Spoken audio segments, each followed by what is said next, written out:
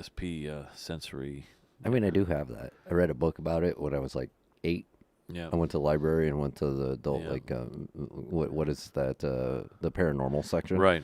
And I read about it and decided I had a ESP. I like that. Yeah, I have kind of a good. I all of a sudden was reading people's minds across the globe, finding shit randomly that was buried in the ground for hundreds of years. You know, Nice. Is this true, or is this a movie concept you've come up with? not true, and I wish. not a movie Yeah. concept. How many people in the world can say before they die that every dream they've ever dreamed has come true 100 times? Virtually nobody, except Elvis, maybe. Right. The only thing is he only lived to be 42, and the last 6 years of his life he was in bad health and lost Yeah. his See, daughter. like Hannibal TV on YouTube, we already have 20 viewers. We're not even live yet. Oh, but we're gonna be Well, I mean, this is live, but we're not live. okay. But I mean, the Hannibal connection is set. You can. Yeah. Yay! Sweet. Hopefully, we don't have any of those dickhead stalkers. There's always haters out there. That's the funny thing. If you really think about it, I mean, No, I'm we just- probably won't now because this is such a clean setup, man. That's good. That's good. We're ready. Let me know. Let me know. Let me know. Let me know. Let me know.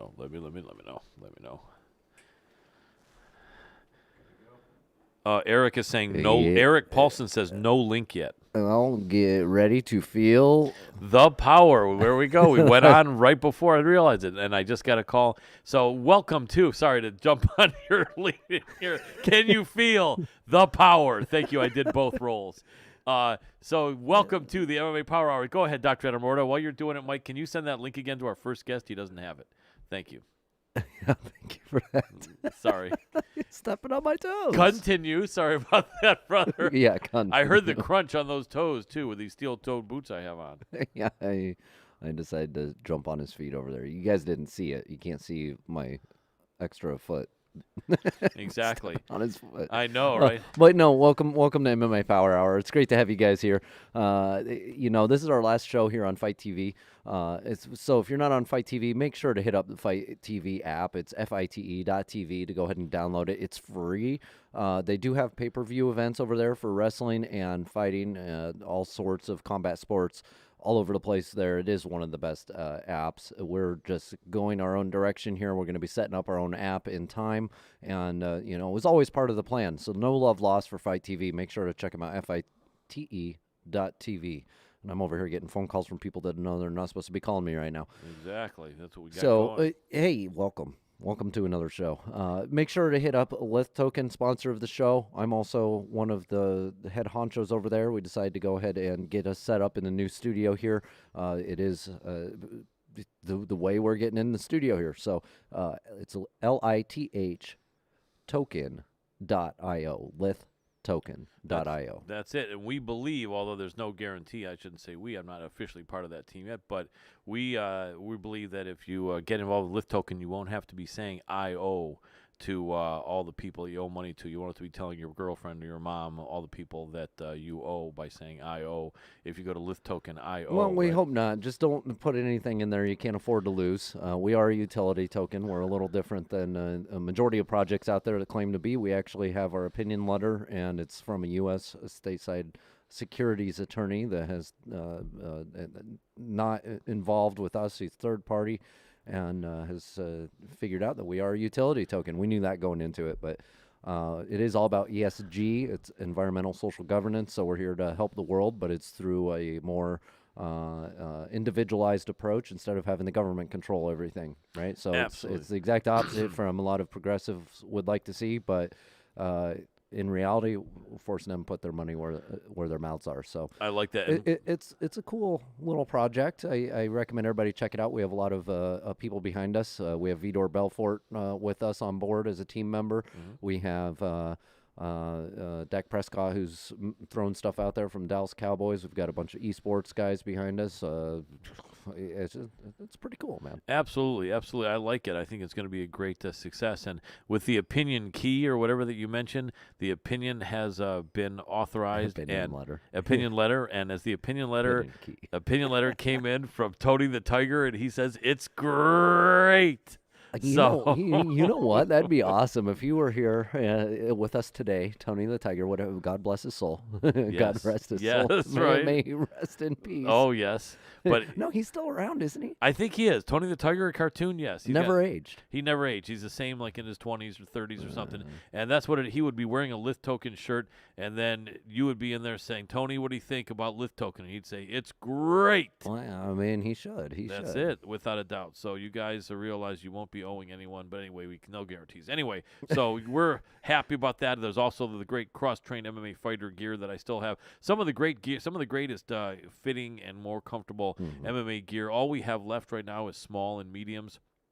Highest quality shirts, and we have a lot of people that are buying them, but still some people haven't. So if you want to support, jump in, hit me up. We can make some deals on the website. It's like $29.95, and we've gone as low as $19.95 on a blowout if people buy at least a couple shirts, and we can do that. Or if you're local in LA, I can even make some other deals. But anyway, great quality gear and great stuff. But anyway, to the show. Hit us up. I'll be willing to go ahead and pay for printing on some new ones if we need them individually. So hit us up, either one of us. Lift Token gear goes to support, and actually I'm going to go ahead and do this. If you go ahead and order and want to make a donation, we can throw that towards an Indigenous Persons Initiative set up by Lift Token. It goes to fund some Indigenous people education down in Argentina, where some lithium mining is going, and showing them how to handle some sustainable agriculture with some of the actual good byproducts of one of these new lithium technologies coming out. So very cool. Yeah, really cool stuff. And if anybody wants to make a donation, let us know. I can shoot over a wallet to you, a wallet address. That would be awesome. I highly recommend that. And then we also have our MMA Power Hour T-shirts, and we would have to do another run of that if anyone wanted them. And we can definitely make some deals. But represent our show. We definitely can boast that we've had probably over 100 recognizable names in the world of MMA, probably even 200. We've not only had people that are in the top 20, top 10, top 5, and even a few several UFC champions, current and past, but we've also had, I think, more than half of the people in the UFC Hall of Fame. We've had champions from one championship in Singapore, champions from the PFL, champions from Bellator, and some legendary kickboxing champions, Muay Thai champions, Brazilian Jiu-Jitsu champions, the best of the best. And so, if you're new to the show, welcome, and we will always have some really interesting people on to talk and get to know them and really ask the good questions that you would want to ask. Once in a blue moon, if someone has some injury or if someone had some wacky situation going on, we may not know that, so we can't always ask every good question. But if you do have a good question that you want us to ask, we will do our best to ask. If you do throw us a tip the way it's done normally on YouTube, that will give priority in us asking your questions, because after all, we only do have about 2 hours, and so we won't be able to always get to every question. Yeah, and I'll be keeping an eye on that throughout the show. That's why I have my phone out, and you see my handy-dandy pen, and I guess we'll call it a notebook. That's it. That pen, what do they use? Didn't they used to call that pen something? No, this one's an S pen. A Ness pen from S. Oh, an S pen. Nice. Like the letter S. I like it.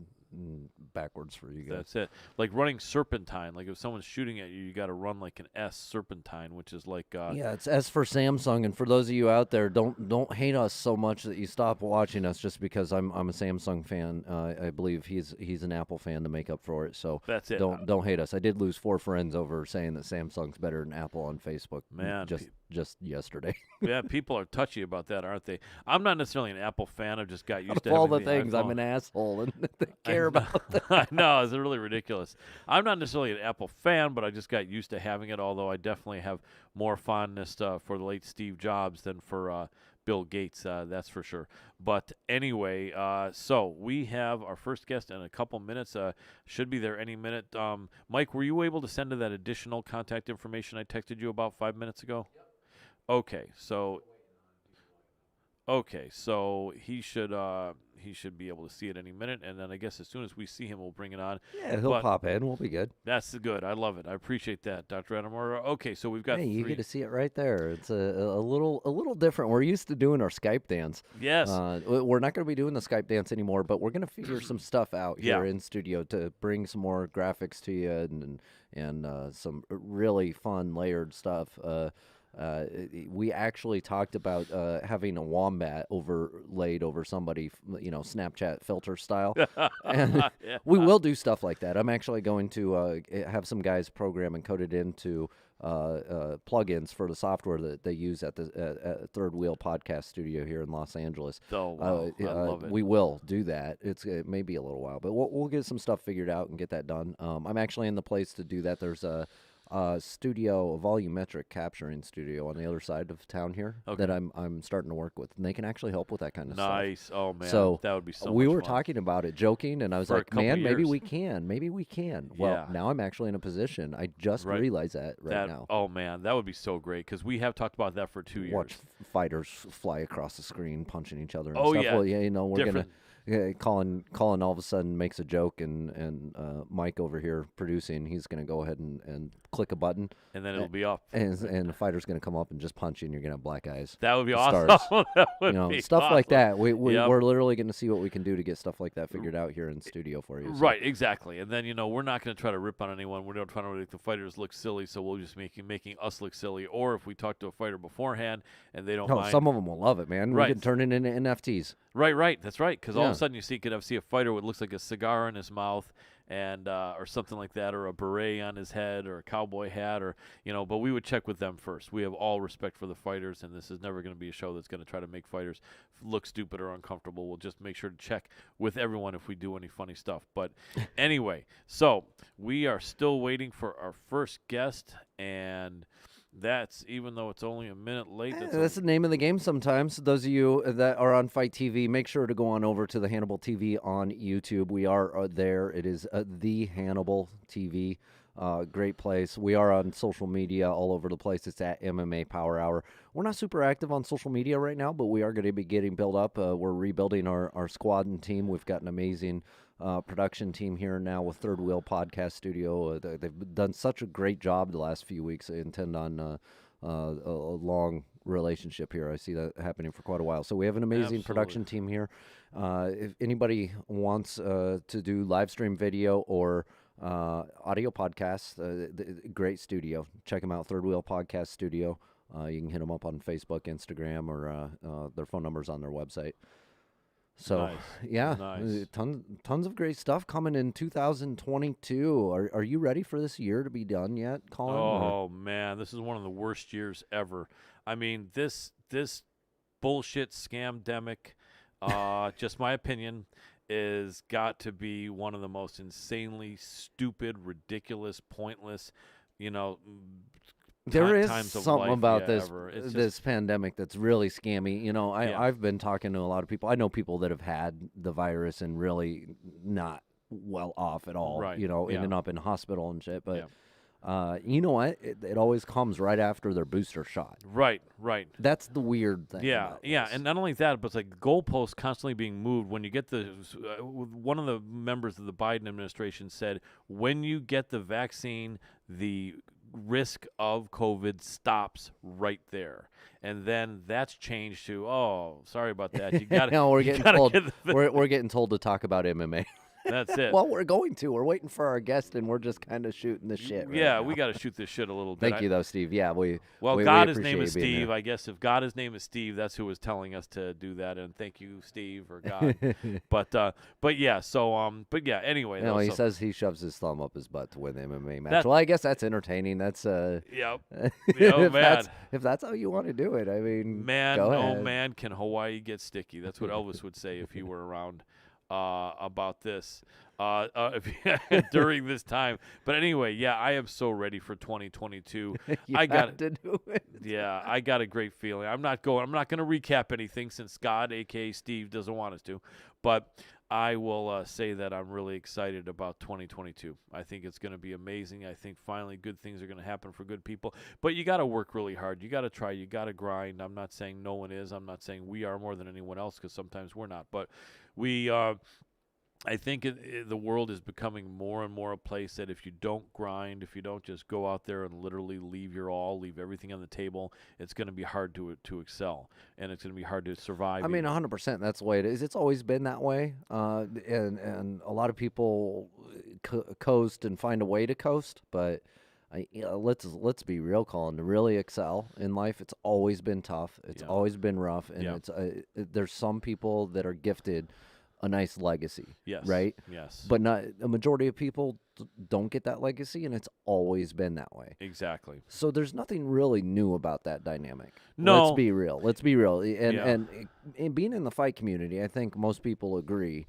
You got to work your ass off to get to the top. You don't get to the top just by everybody being at the top. That's not how No. it works. You work No. your ass off Right. It's to get not to the top. right. It's not like the entertainment business where it's looks and who you know that can get you to the top.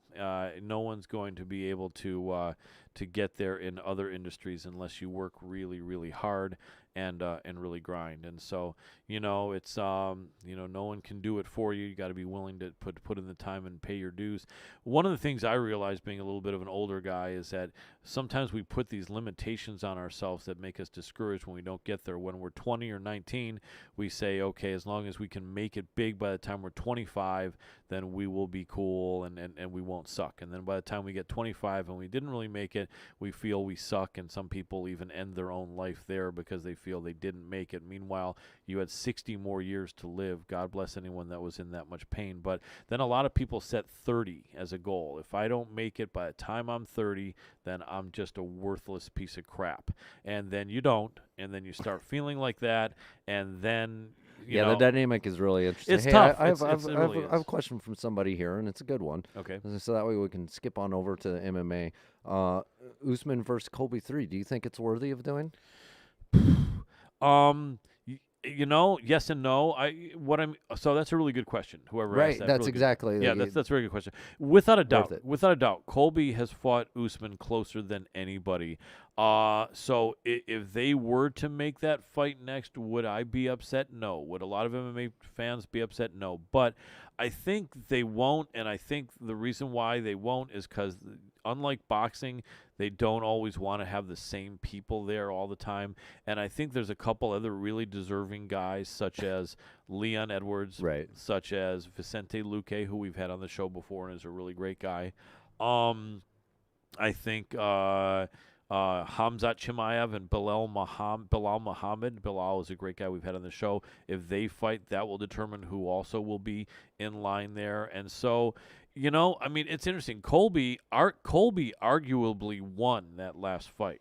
Oh, yeah. Several people feel he did. It was really close.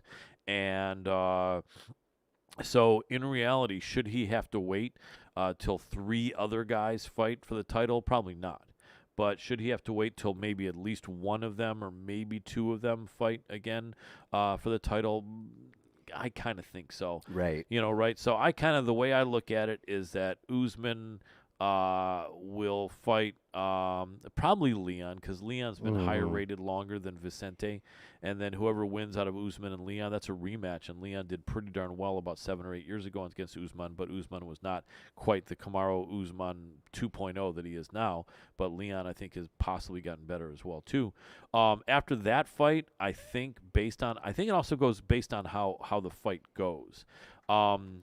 Then I think it's going to be, at the Luque, I think they got to give Leon and Luque a chance before they give Colby another chance. They really need to. Yeah, and then I think Colby could possibly be ahead of the winner of Chimaev and Bilal for the next shot. Right, and right. then, That makes although, sense. yeah, but there's some really good guys at 170. Now all of a sudden I was hearing an echo for a second. Anyway, good question. That is a good question. Colby's badass. Colby's a good, really, really good, tough dude. And, Bilal and Chimaev, I don't know if that's officially signed yet. Have you heard anything, Adam? I've heard them saying I have that, not, but let me... And Bilal looked really good against Wonderboy, didn't he? Bilal looked really, really impressive. I did pick him to beat Wonderboy, although I don't think I made him part of my official picks that I was super confident on Facebook in print. But on our show, I think we both went Bilal against Wonderboy, knowing that could go either way, and Bilal's a really great guy, really great fighter, and man. But it's going to be so interesting to see some of these better guys against Chimaev, because Chimaev has shown that if you're good, but maybe not quite like a top 10 good guy, but like a top 15 good guy or top 20, then Chimaev will beat the brakes off you at both welterweight and at middleweight. But we're yet to see him against a top 10 guy, and especially like a top 5 or 6 guy.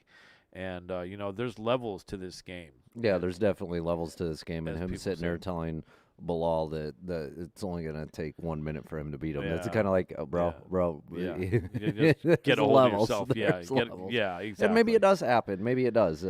But yeah, there really is levels. Yeah, to yeah. this I game. mean, because even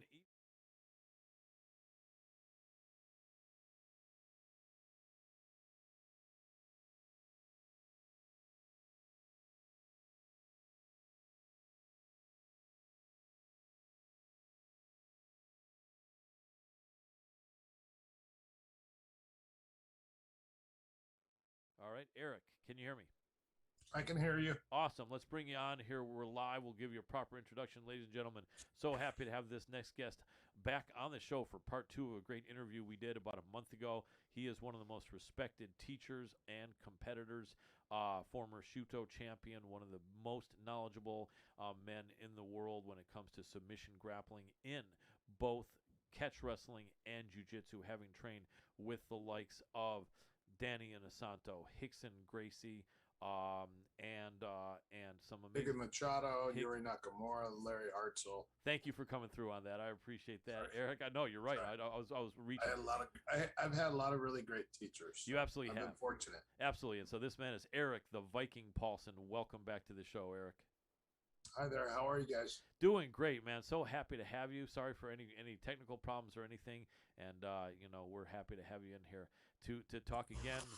So Eric, man, so much to go over with you. And so first, I want to let a lot of people know that it's rare that someone who is a high-ranking authority on catch wrestling is also a ranking Brazilian Jiu-Jitsu teacher. I think that there's Eric, and there's not too many other guys that can say that. And so if you look at it, catch wrestling, some people know about it. It's actually been in the United States, I think, for a couple hundred years, but there weren't really any well-known fights in catch wrestling when Brazilian Jiu-Jitsu came to this country in 1993, brought over by Jorge and Gracie and the family, producing the UFC. All of a sudden, that caught on, and now a lot of people know about Brazilian Jiu-Jitsu.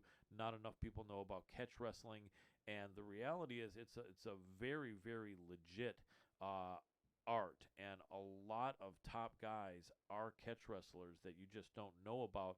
They just don't, it's just not mentioned enough. But there's a lot of guys that are catch wrestlers that are doing really well. I know that several have been in the UFC and other organizations, but not worrying so much about the people. I want to get some information from you, Eric, from a man who knows both, about what really is the difference. What are some of the similarities and what are some of the differences in catch wrestling as well as Brazilian Jiu-Jitsu? Because there are a lot of both, aren't there? They're both known for submissions. A lot of the jiu-jitsu practitioners today are doing a lot of wrestling and working on their takedowns more so. Not practicing as much judo as they are wrestling. So they're all getting wrestling coaches. They're doing a lot more wrestling. They're taking their gis off because most of the money today is made without the gi on, such as Abu Dhabi and also MMA. If you want to become famous, you got to fight in MMA, or you've got to compete at the highest levels in these grappling tournaments. But even then, well, some of these guys are making money now, but most of the guys generally aren't making so much money. Right. It's more of a prestige thing than anything. But the money comes from your fame on TV and fighting and your fanfare. Absolutely. And so the catch wrestling, let me tell you what I know, and then tell me, what if I'm wrong about anything here, and maybe some other, pieces of information that differentiates it too. So the catch wrestling official catch wrestling rules as far as when adapted to sport was that there really wasn't any guard pulling because it was going to be a battle of guys that were a little bit better wrestlers, and you could win with a submission, hold, or pin. Is that right? When catch wrestling was kind of adapted to sport? Yeah, but they do have a leg scissors. So the leg scissors, the only problem with the leg scissors, when you hit the guard on somebody, they can pin you. Right. So a guy could be choking you out in a triangle, and then you put his shoulders, you just stack them and put his shoulders on the ground, and that's a pin. Right. And so that's So go ahead. Sorry. I'm sorry. So a lot of guys don't address. So a lot of the catch wrestlers don't address the back game. Whereas jiu-jitsu, the first thing they'll do, especially in Brazil, is they'll jump on their back. Right. So they really address the game off their back with the half guard and the butterfly and all the different guards. They work off their backs and they work to dig themselves out of a hole. Right. What do Catch you wrestler's objective is to try to get you down, to control and ride you, and to either get a pin or a punishing hold, which is a submission, or a pain influence hold, like an Achilles or a face lock or a wrist lock or an ankle lock or some sort of crank. Gotcha.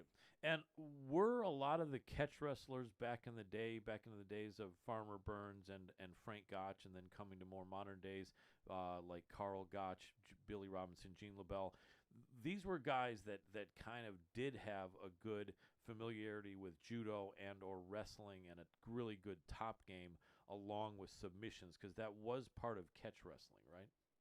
Yeah. So like, for instance, Billy Riley, he had the snake pit that was in Wigan, and they were right by the railroad tracks. So guys were coming and getting on and off the trains 24/7. You got guys from all over the world coming in, a lot of Japanese, a lot of guys from all over the place, Iran. They had some of the Indians doing the Paleway wrestling, and they have the Turkish, and they have all these guys coming in. So they're constantly on the mat, rolling or getting challenged. So it was all self-discovery at that time. Everyone was working, and then most of the guys like Frank Gotch, Hackenschmidt, all these guys, Carl Gotch, they already had a wrestling background, and they were very good at Greco, freestyle. You have the three: folk style, freestyle, collegiate. But then you had all those different styles in catch wrestling that were also very popular, like the Lancashire and the Irish collar elbow tie, Devon sheer wrestling. There's all these different types that Cumberland, but they had all these different guys from all over that were coming. They had different styles of wrestling, and a lot of them before the 30s, it was all like real. Before they started trying to publicize it and get it out in the public, and add acrobatics and acting and turn it into more of a pro wrestling style for entertainment. Right, because when it was real, there would sometimes be an hour elapsed time or an hour and a half or 2 hours without a pin or submission, and there just wasn't enough people that were willing to watch it. It wasn't exciting even for people in the late 1800s. And I don't know, the crowds. So when I trained with Horian, he brought me in his house and he showed me newspaper clippings of his dad competing and challenging all these people, bigger heavyweight judokas, and all these other people, and there was always like a common enemy was the luta libre, right, which was the nogi guys. They're more like the MMA fighters today, versus jiu-jitsu. So there was always that riff, and there was always guys to compete with that were boxers, wrestlers, never put a gi on, and then there were also judo guys that would say, your judo sucks, I'm going to throw you, and then I'm going to choke you or strangle you. And then he had all the challenges with those guys. But you would see the audiences sit there peacefully and quietly and respectfully and watching these matches go on for hours like that, or, there's extended periods of time. And it was crazy because, the audience was really into it. Yeah. And you got to figure like the depression, the hard times with everybody. I mean, they needed entertainment, and TVs weren't there. So that was their entertainment. Makes sense. And then I think when TV came in and people got used to like shorter bursts of entertainment, maybe that's when that age crowd kind of wasn't willing to sit for an hour or two. And it's unfortunate because had they been willing to, we would have been treated to seeing real combat sports starting from 80 or 100 years ago. And I guess that just shows that sometimes each generation is not necessarily smarter. Sometimes they're dumber. But nevertheless, on that, so catch wrestling, I think, definitely goes back long before the Brazilian Jiu-Jitsu. With all respect to Brazilian Jiu-Jitsu and the Gracies, of which I've been a part of for a little while, they pretty much started when Carlos Gracie, I think, did create it, and Elio Gracie did perfect it and started competing. So that, with all respect, is like about a 65 or 70-year-old style of combat, whereas catch wrestling, I think, is what, 200 years old maybe, or something like that? Yeah, 1860, probably even before that, because the presidents, remember all the presidents that were wrestling. Right. That's another thing. If you're really into it, do a little research on all the presidents that wrestled and fought and boxed. Right. You know, because of thugs. It's like the Wild Wild West, and guys are stealing and doing stuff. So you had to learn how to fight. And then you had the sheepdogs, the ones that were protecting all the sheep. These guys were going out. They had to wrestle or box or fight, you know, just to get rid of these thugs. So people will learn how to wrestle and learn how to do that.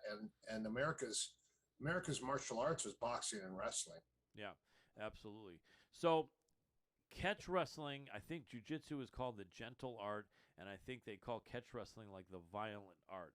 And along with kind of it really being top game centric and not playing a guard, not having to try to take someone out to deep water and drown them by kind of stalling out or holding them. It's more dynamic and more aggressive.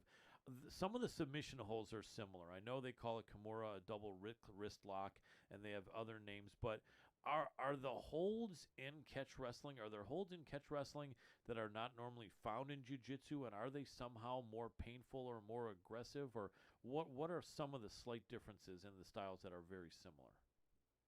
Well, today, so when I learned Shudo had 10 combinations of submissions. Each combination was anywhere from 6 to 30 techniques. So it's 10 lock flows was equivalent to 148 to 150 submissions. That's how many were in the lock flow or in the library of submissions for that. So you're learning all these different flows when people move, transitioning from lock to lock. So it's called chain wrestling or chain submissions, lock for lock. You learn how to flow. The variations on a lot of it, because I was doing jiu-jitsu under Horian and Hoyce, then Hickson, and then the Machados. And in the early stages, I got to go to my first Shudo seminar in 1988. I started jiu-jitsu in 1986 in their garage. And I got to do my first seminar, and my roommate was a blue belt. And I asked him, I said, would you like to go check out the seminar? It looks interesting because it looked like there was striking and clinching and throwing and then ground submission. And it looked like punching on the ground. And I said, that looks like a real fight. I'd like to learn that because I'm interested. And then all of a sudden I went to it, and I came back, and my roommate said, hey, how did it go? And I said, I learned 30 submissions that I've never seen before. Wow. That's crazy. And he's like, 30 submissions? How did you learn that many in a short time? And I said, he taught so much stuff so fast, it blew my mind. And I said, man, are there more submissions than this, or is this it? He goes, oh, no, this is combo one. There's 10 combos. Wow, of 30 each in each combo. Or well, flow it's 6 to 30 wow. submissions. Still, that's crazy. But there was a lot of them were upper body. Okay. And then leg attacks, Nelsons, turtle positions, turnovers, side control, north and south. They addressed 10 basic positions. And then a lot of people, so it was side control, Keizagatami, Kazuri Keizagatami, north and south, knee on belly, mount, side mounted, back mounted, guard, closed guard, open guard, standing versus guard, sitting up versus the guard. So back then they were already identifying all these different positions. And basically it's like wrestling. They're all based off of a reference point. Mm. And so your reference point are called situations. And that's how they were teaching it. This situation, you're in a plum and the guy grabs your head and he knees you and then he goes a front guillotine.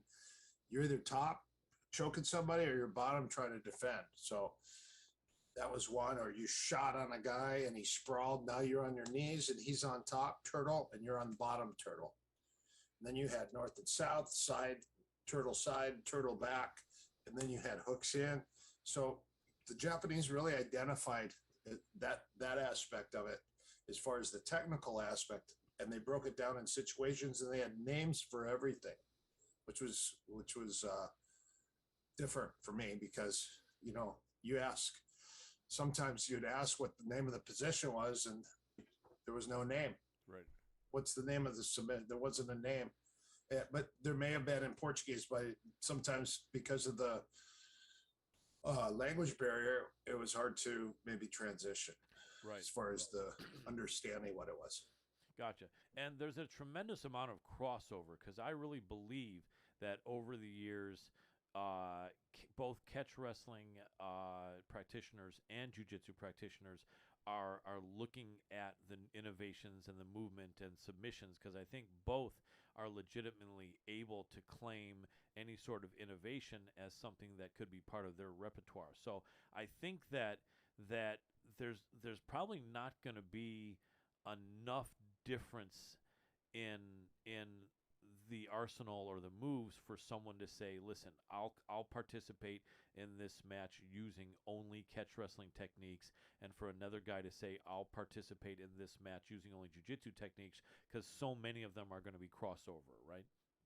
Look at the jiu-jitsu game now is all leg attacks. There were no leg attacks. There was an ankle lock. That's all they taught was an ankle lock. Right. A figure 4 ankle lock. Mm-hmm. I remember because I was at Hickson's. And I brought him a tape and I said, here, watch this, tell me what you think. And he said, there's a move on there I really liked. I'd like to show you. So he lined everyone up in a circle. This is a true story. All right. And he goes, okay. He goes one at a time. He went with each person and he knee barred every single person. Wow. And every time he knee barred him, he'd look back and he'd point or he'd smile or he'd laugh. And he knee barred everyone in the room. That's amazing. And I said, you learned that over this weekend? I gave you the video on like Thursday and it's Tuesday and you just knee barred everyone from that video. Wow. Because I really liked that one move. And I said, well, why the knee bar? And he said, because I'm very good at arm bars and the knee bar is just a big arm. The leg is just a big arm. Right. The same movement. I'm very good at arm bars. Right. I love that. Hickson was amazing. It's unfortunate that Hoist, I shouldn't say unfortunate, but the fact that Hoist got the fame for being the first participant in the UFC. Hoist always admitted that Hickson was way better than him. And you know what it was? Hickson was already established because he already had a lot of fights in Brazil. Right. So it was Hoyler and Hoist's turn to bring them up and build them up. So, and the way they did it, they didn't put the strongest of the Gracies in, because Hoist wasn't the strongest of all. Right. But he was super tenacious and methodical, and he beat his adversary, which was twice his size. Right. Absolutely. We've only got about 6 more minutes, Eric, and because of that, I'm going to definitely want to have you on again for a part 3 somewhere in the next few weeks. But in the next 6 minutes, I'm going to throw you some rapid fire questions. Give me some answers as you have them. The guard in jiu-jitsu, for some reason, has a lot of haters, and they're not necessarily from a catch wrestling background, but I know you in a bunch of memes on Facebook, you're always putting the guys that not you aren't putting it all. Forget, that's not what I meant. We're always seeing some people ripping on the guard, like a guy saying, you see a pretty girl and she sees you're a guard puller, and she says, go find another pretty girl. I don't want any guard pullers here. Whereas you have Gordon Ryan, who's one of the best out there today, who is submitting people and frequently likes to pull guard. What's your feeling? Is there an overall, for people that are senior credentialed instructors and masters of submissions. Is there any disrespect for the guard pulling, or is that just a bunch of jackasses trying to put it down because they don't know their guard very well and they don't like Two having strong athletes are going at it. right? They tie up, they clinch. You fight for the takedown. You try to get the throw or the takedown. It's more dynamic. You end up on top. You watch the scramble. You watch the counter, recounter, and you see these guys hitting each other like two rams and trying to finagle, manipulate, and strategically take each other down. People want to see that. When a guy just goes and pulls a guard right away, they go, "Oh, it's like a letdown." It's like a letdown because you want to see the people fight for the takedown. Right. Like I was in a locker room with Pat Miletich and the guys, and this guy got this guy against the corner and he had him tied up. And all of a sudden we're all like sitting there going, yeah, what's he gonna, well, let's see his counter. And the guy just jumped guard and everyone in the locker room goes, oh, right. Because you know they're disappointed to see it happen. Right, because there's no more fighting for the position and it's not as dynamic. Makes sense. But the guard's not punch proof either. That's true too. So in reality, in any kind of a street fight, you probably wouldn't be seeing anyone pull guard at all, or would there be exceptions? Well, guys are good at guard now. So, I mean, if you're a proactive guard player, by all means, pull guard and sweep, triangle arm lock, take the back, take the leg. You should have 5 objectives when you pull guard. Take the back, take the arm, take the neck, choke them, arm drag them, get to their back. Or if they stand up, leg lock them. Okay. Or sweep them if you can. Okay. Now, I know that there are some people that don't like wrist locks and other things like that because they say it's dirty, it's cheesy, it's not something that takes much We're skill. in 2022 almost. What's your thought? And guess what? If it's submission, now I'm not talking digits, but that's a small joint. Right. That's not this one. Right. And that's not this one. So that should be legal. Yeah. And it used to be last resort. Right. They go, boo, he wrist locked him. Right. Or ankle locked him. Right. Last resort. Right. And the leg locks, really quick, the leg locks that are so pervasive. It seems like John Danaher, I think he's originally from South Africa, and then he's been a Henzo Gracie student for a long time. He's New Zealand. New Zealand, there we go. Yeah, he's a Kiwi.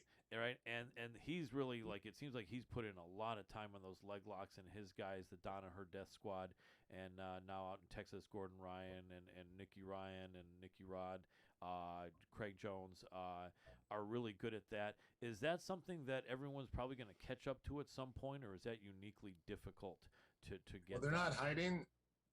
They're not hiding like the tricks. So it's out there. They're doing DVDs with BJJ fanatics.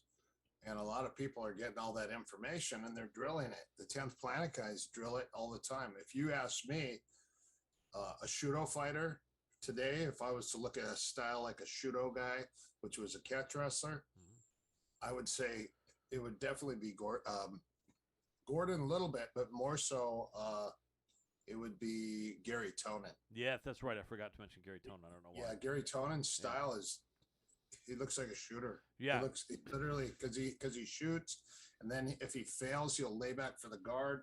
He tries every possible way to get a submission. I mean, one of the best leg lock matches you ever saw was him versus Polaris. That was an unbelievable match. And the size difference. Yes. And that, I forget which organization that was in. I think that might have been in the organization called Polaris, or maybe not, maybe a different one. But I remember that was about 5-6 years ago. That was really good. Yeah, that's a great one to go back to. Yeah, Tonin was giving away like 40 or 50 pounds in weight and still almost tapped Husamar on a couple of times. And for MMA, it seems like, and this is the last thing, we only got 2 minutes left, but for MMA, a lot of people, it seems like, are not utilizing it either because they're not confident enough in their skills, or the fact that they realize in MMA, if you have top position and all of a sudden you go for a leg lock and you don't get it, then you're almost always in a bad position to get your face smashed in. Is there any quick way around that, or any thoughts on that? Yes, there is. If you're going to attack the legs, you better have attacked that leg 1,000 times before you attack that leg in a real fight. So it's like a double leg tackle. You're going to hit it 1,000 times. The same thing with your leg attacks. You need to drill the hell out of the leg attacks over and over and over and over. You don't do it twice and go, I got it. and you need to understand that when you're in a bad spot, how you bail out of there, because a lot of people, they'll die with a leg. They'll go for a leg lock and they'll pull the person on top. The guy will start to defend and get out. Next thing you know, you're on the bottom in a failed leg lock position.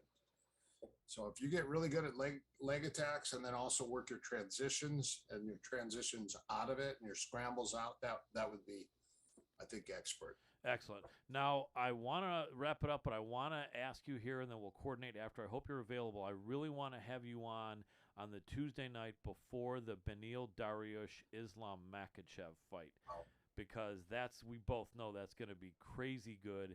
Both of these guys are high level. You got high level Russian Dagestani Sambo against high level Brazilian Jiu-Jitsu, and I'm really gonna want to go over with you to kind of break down what you think we might see, what some of the options about how things might play out will be. So let's coordinate that, because I'll definitely have you on before that, and we'll make sure we'll have proper time to go over it and a little bit more. But in the meantime, I know on social media, which is the social media that you're on the most, in case people want to be able to write to you and be able to talk to you? I'm on Instagram and Facebook Messenger. Okay. Facebook Messenger, I'm just Eric Paulson with a K and an O. And then same thing on my Instagram. I have over 4,000 videos on my Instagram feed. So I get a lot of people that come in and say hi. Absolutely. I was just watching a video on you when you were in your 20s. So there is video on you.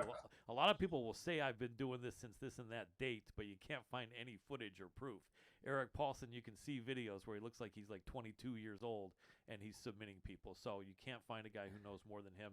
Eric, that was 5 years ago. I love it. Me too. Yeah, we just aged quick in the last 5 years. You just have to stay tan. If you get a good tan, yep. Keep your teeth white, keep your hair short. Yep. Stay in fairly decent shape. You'll look young. Absolutely. You're giving away all my secrets, but that's okay. People deserve it when they're Generation X guys like us. Eric Paulson, huge respect to you. Thank you so much for coming on. We'll coordinate and have you on right before Dariush and Islam Makhachev. Thank you. Thanks again. Merry Christmas. Happy holidays. To you. Happy New Year. Absolutely. Happy New Year to you, my friend. Thanks so much. Dr. Adam Roorda, did you have a question for Eric? Okay. Thanks so much, Eric. And we're going to jump on the next guest. We'll talk to you soon, my friend. Have a great night. Thank you. You're welcome. And I'm actually looking at the screen. I see our next guest is pretty much ready to go here. So I was pretty much saying just go straight into it, but I guess not. Mike, you want to go? You want to go straight into it? There he is. Tony Gravely, can you hear me? Yes, sir. I can hear you. Appreciate you, man. UFC bantamweight contender, and a man who is an amazing athlete and is an exciting guy and a really good person. Welcome to the show for the second time. We're happy to talk to you again. Thank you, sir. Thank you for having me back on. My pleasure. So you're going to be fighting here in Los Angeles on the big Ngannou against Gane. I'm hoping to see you there in person. In fact, I know I will, because we're going to cover it cage side, and I can't wait to see your fight, man. You've had some success. You've shown great wrestling skills, and you're in an interesting matchup here. Last match was a tough one, but we all have tough ones. Did you learn anything from that match, A, and then B? Not that you need to throw out any excuse, but was there any issues that you had going into that last matchup? Yeah, I mean, last fight was, it was a learning lesson. It was, one, I think the biggest thing that I can take from that is, you have someone finished, towards the end of the first round, and the second round you come out. And the only thing in my mind was like, oh, I just need to land a big one, because you watch them drop, and it's like, man, if I just land one big one, one more big one, he's done. But I should have been patient, did the same thing that I did the first round to get that knockdown, And I got a little wild, threw big punches, which left myself open, and he capitalized, landed a good strike, put me down, and got the finish. So it's a very bitter thing. That's the main thing. The main word I can think about how I feel about it is bitter. Yeah. From the start, it's one of those things though. It's just a part of the sport. You could be having one of the best performances of your career, and then all of a sudden one strike can just completely change it. It could change from the best night of your life to one of the worst nights of your life. So but no excuses. I went into the fight, I felt the best I've ever felt. I just came up short, and that's a frustrating thing. When you did everything right, you did the best you could, train as hard as you could in preparation, and you go out there and you give it your all, and things go your way. They start to go your way, and then it changes. So sometimes it can be frustrating, but just have to understand that you have to learn to take the good with the bad. You know, everything that you do, you got to learn something from it and move on, make the next fight, better than the previous one. Absolutely, and I appreciate you addressing that because I know people don't want to talk about things that are negative, but it's part of the fight business. Everyone loses unless your name is John Jones, but ironically enough, for the man that never loses, every year he seems to lose in the public eye. It's kind of ironic what a great fighter he is, but as more and more time goes by without him fighting, and when he gets in more and more legal trouble, you start hearing a lot of people questioning, was he really that good? I'm not going to say who I talked to, but one fighter I talked to said, look back on when John Jones came in. He came in when guys were kind of still getting away with being really good at one skill set, and that was it. And he came in good at all three skill sets, being super long, this huge reach, and being a really good athlete.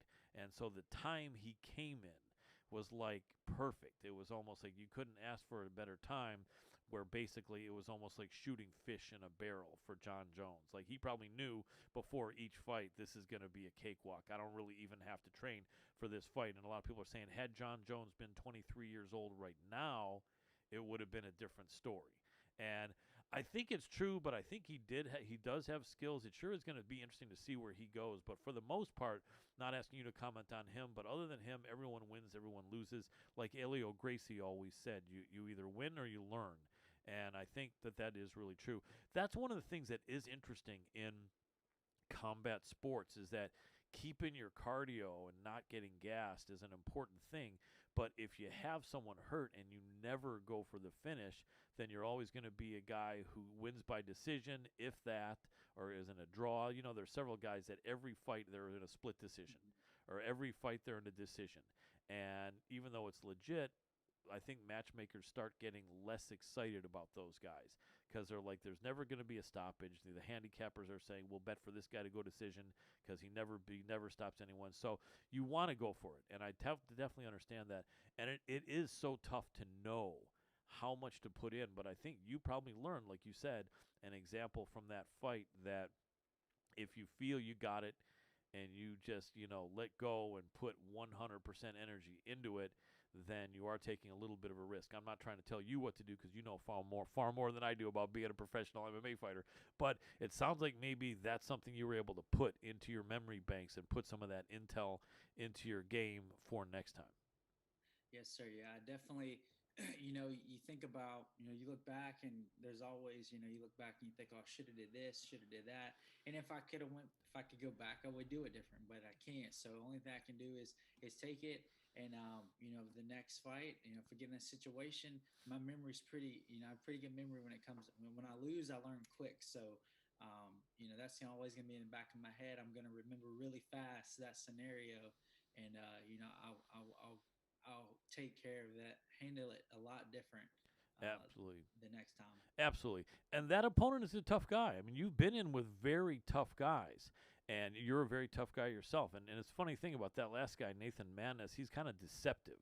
Like, you almost don't feel like he's that strong a guy or that talented or that athletic a guy, but there's something weird. He's one of these weird guys that I think kind of is, surprises people. And so, you know how they say if someone loses against someone who goes on like a 10-fight win streak, they say that loss aged well because the guy he lost to is that good. But I think you can be that good as well. You're fighting out of ATT, am I right, or have you moved on?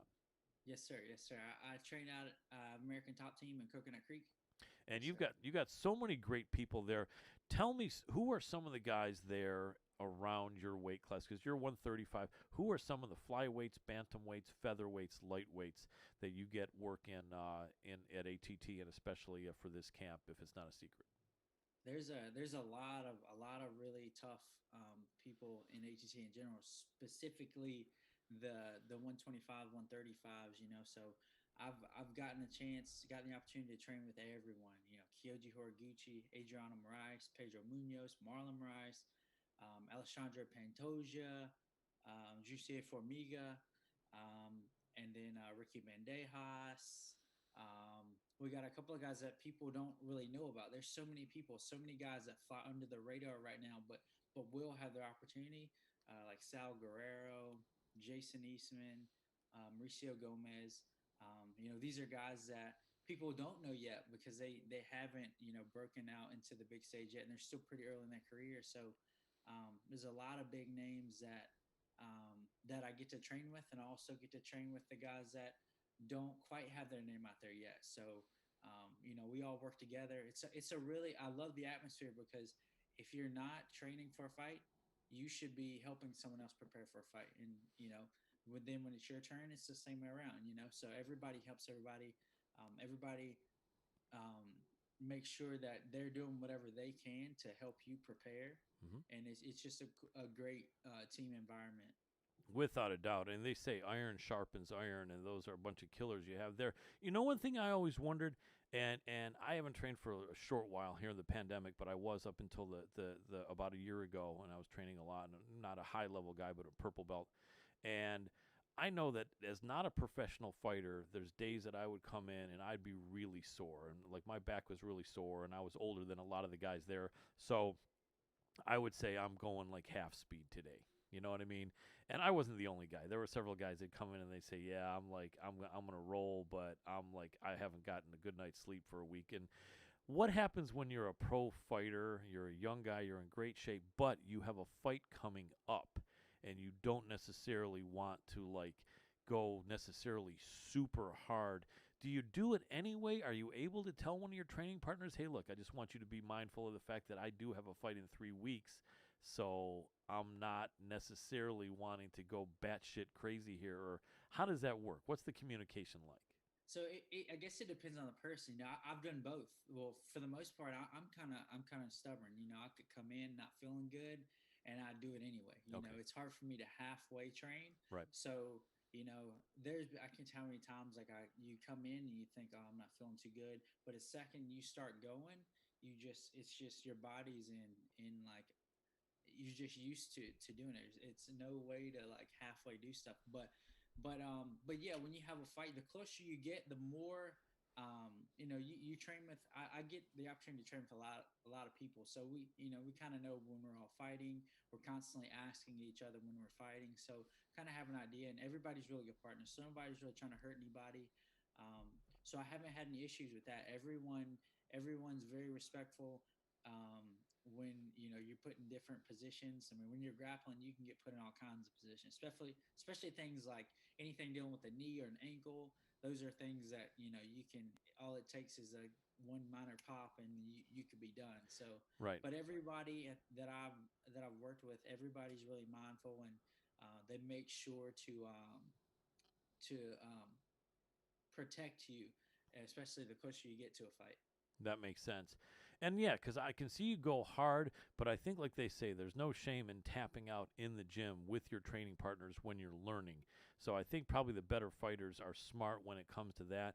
And I would imagine probably training really hard with a partner, especially if they know you have a fight coming up and they're a professional fighter like you, is that if they catch you in something and you're not somehow tapping out, will they sometimes just let it go? Yeah, actually, they will. Sometimes I get stubborn. We all get stubborn. We're Right. fighters. That's part of what we do is to be stubborn.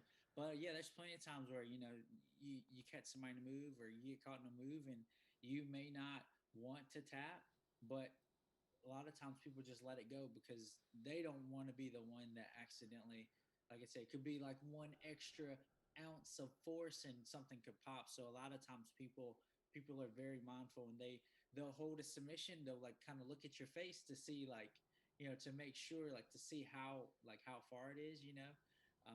But yeah, everyone, I haven't had anyone that try to maliciously pull a heel hook or break my arm or anything like that. They try to submit, but it's more on the person that's getting put in submission. They should understand that hey, like this is practice, Right. especially if there's a fight. I could in a real life in a fight, maybe I wouldn't tap. Maybe Right. I just let the guy break it. But if you're preparing for a fight, you don't want to do that. It doesn't make sense to get injured before you get into the fight. Right. When the fight's Exactly. going on, it's different. Your adrenaline's going. Maybe you don't feel a heel hook or an arm bar that's just as tight, and you keep fighting through it. But sometimes um, I'm sure all fighters do this. You fight through certain things to see how far it can go before you know your breaking point. But luckily, I haven't had anything actually break or been injured, so that's good. Absolutely. And I'm not a professional fighter. I'm not trying to make myself out to be a badass because I've sure been caught a lot. But I remember one time I had a guy in a really good armbar from guard, and it was a weird position though, and he was kind of crouched, and he decided to like try to step over, but he was going the wrong way, which was just making it even tighter, and I could feel how tight it was. And my father had just passed away, and he was a medical doctor, and I actually pictured my father's face saying, "Let it go, let it go now," and I just let it go right then. And then my trading partner was like, I got out of it. How about that? And I was like, yeah, you did, brother. You definitely got out of it, man. You're all good. You know what I mean? You're a good partner. You're a Thank you. really good partner. Thank you. The Yeah. gym needs people like you.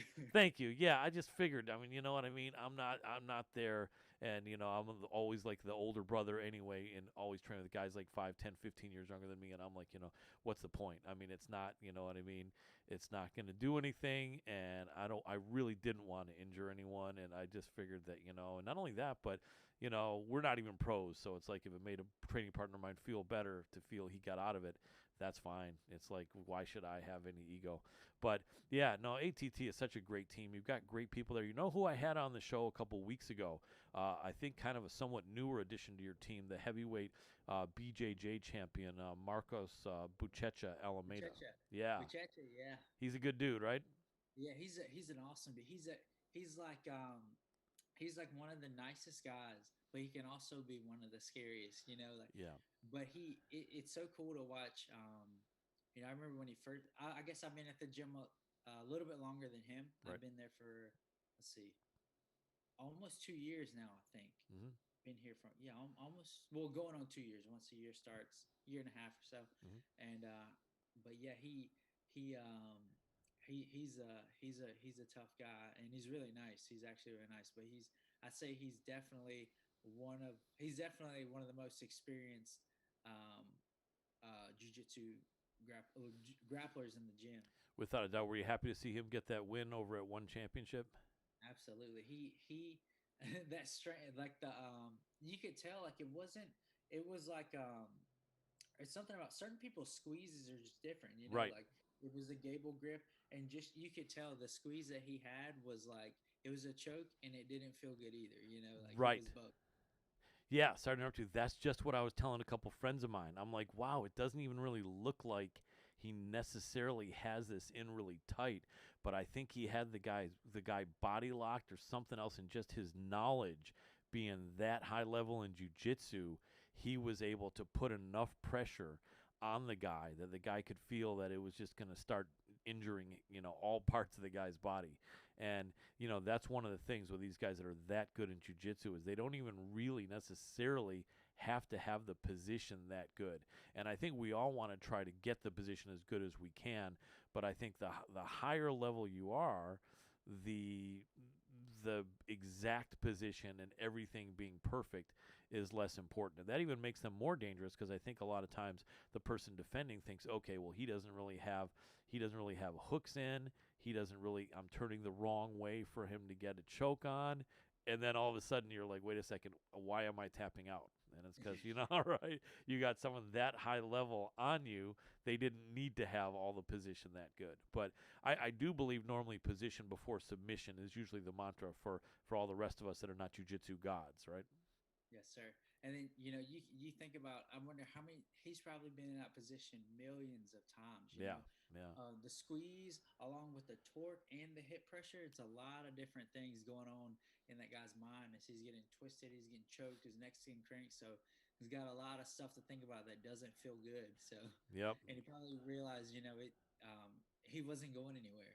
Without a doubt, without a doubt. Yeah, he's just got a lot of potential. And one of the things that I talked to him about was I said over the years, a lot of guys would come from submission only from jiu-jitsu, and that was the only skill they had. Maybe they found they could take a punch, right?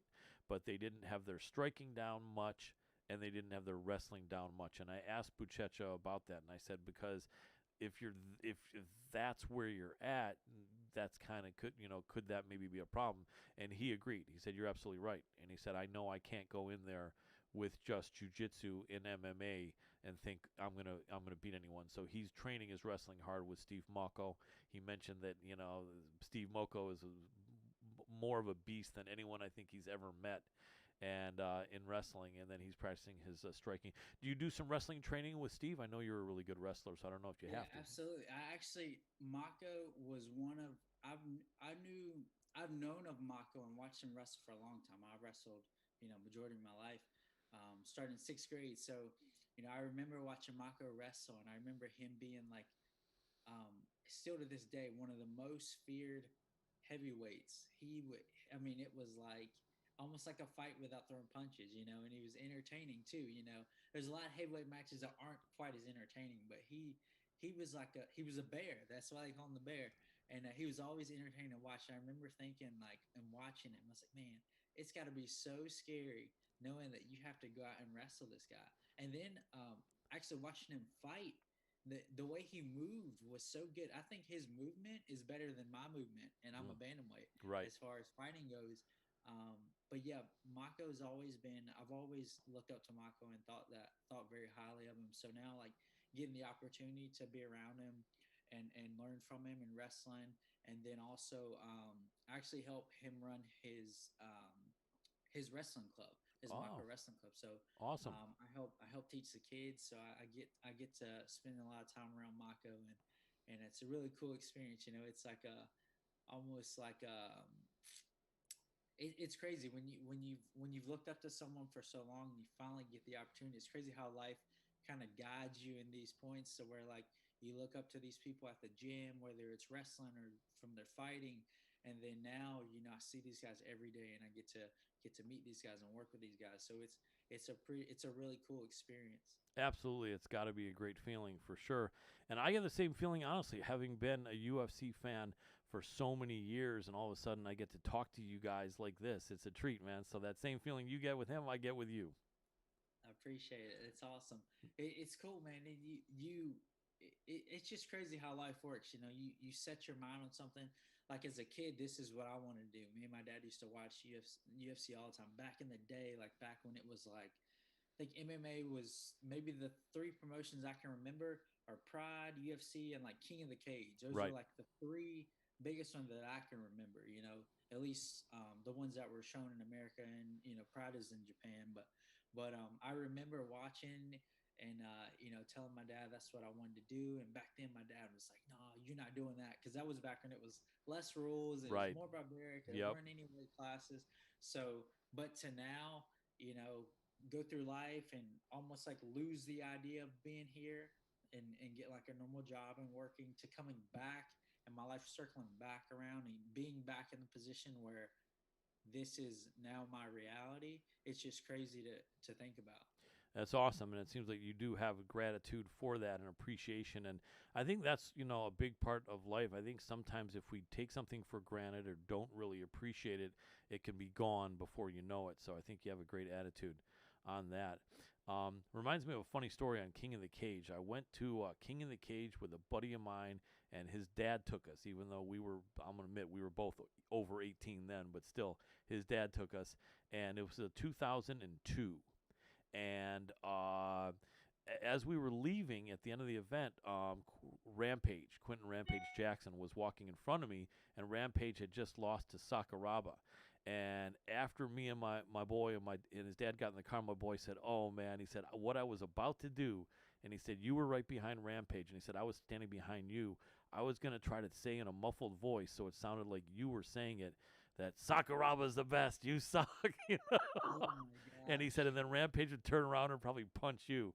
And I said, thank you for not doing that. I really appreciate that because I didn't want to be, you know, because That would not have been good. We No. might not have been here talking. I was gonna say, right, because I was about 165 pounds then, and Rampage was like probably 220, you know, and a professional fighter. And I'm like, thank you for not doing that. That might have been funny for you, but wouldn't have been good for me. Although hopefully Rampage wouldn't have just punched a fan, but you never know. He was like in his early 20s then, and he might have been not happy to hear that.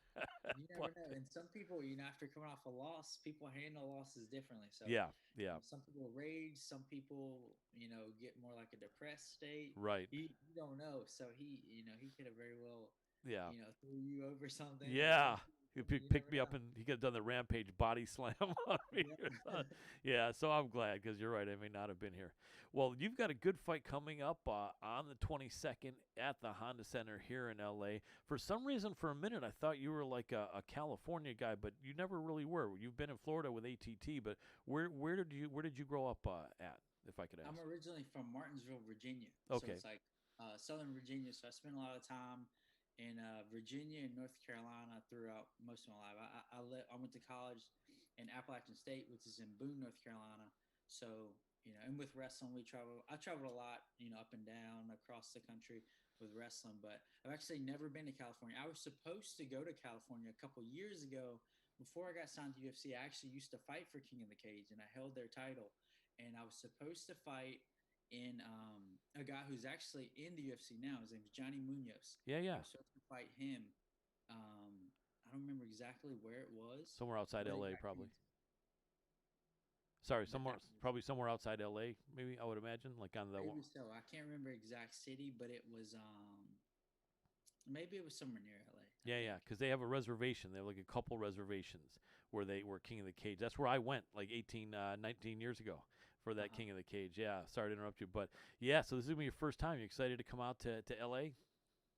Yeah, I am. I've never been that far. The farthest I've been out that way was Nevada. Nevada's the farthest I've been. So, I can go all the way out to California now. So I've been from one coast to the other, pretty much. That's awesome. So your opponent is from Brazil. What do you know about this guy, and what do you expect from him? I know he's got a lot of finishes by submission. Seem to be guillotine. I've watched his. I know he's from he's coming off a win on the Contender Series. So I think he's. I watched the fight, and he seemed to be more of like a tie stance on the feet, kind of a straight up stance. But at heart, I think he's more of a grappler. He wanted to be on top the most. But no, he's a tough guy. He's tough. He's got a lot of experience. I think he's like maybe 18-3. So he's got a lot of experience. He's a tough guy. Had some good wins. I expected to be a tough fight. That's sort of every fight that I'm gonna be in from now on is gonna be a tough fight. Without a doubt. So I expect him to fight hard from beginning to end. But I'm obviously looking to get the finish, regardless. But I'm excited for this fight. I'm excited to this is my first big card, so UFC 270. It's my first one that's not a fight night. Right. So that's pretty cool. Get that kind of that more exposure when it's on a pay-per-view card. You get a little more exposure, and people. A lot of people view it either way, but just the fact that it's a pay-per-view card, there's a little more attention brought to it. Maybe people more likely to look and follow and tune in. So I'm excited for that exposure. Excited to have another tough opponent, and just ready to win and get back in the win column and keep that going. Absolutely. Absolutely. 2022. That would be a great way to start it off. Anybody from American Top Team on the card other than you? Alexei Olenek. And Mozar Evloev. Oh, wow. And I know that Evloev is fighting Ilya Topuria. And is that bantamweight or featherweight? That's featherweight. Okay. And then those would be some big bantamweights. Yeah, I guess they would. That's a hell of a fight. Actually used to fight bantamweight. For M1, I think he had fought bantamweight like years ago. Did he? Evloev, you mean? I don't know how he made bantamweight. He's big. Yeah. He's strong. Oh, yeah. and he's I think 15-0, and Topuria is 11-0. Isn't it kind of weird that this early on they want to try to tag a loss on one of these guys' records? That seems kind I of think odd. so. I think both of those guys, and they still either way. I'm not sure if they're each ranked, but they could be. Right. They're right on On the the cusp, yeah. close to being ranked. But I mean, I think it is a little odd that they have those two because they both have, they got their they're undefeated in the UFC and they're doing well. It is kind of weird that they would put those two together, but I mean, I guess at some point somebody's gotta, regardless, their goal is the same, you know? Right, right. And you know what I think sometimes I have a feeling once in a while when the matchmakers propose a match like that, one of the guys' camps says no.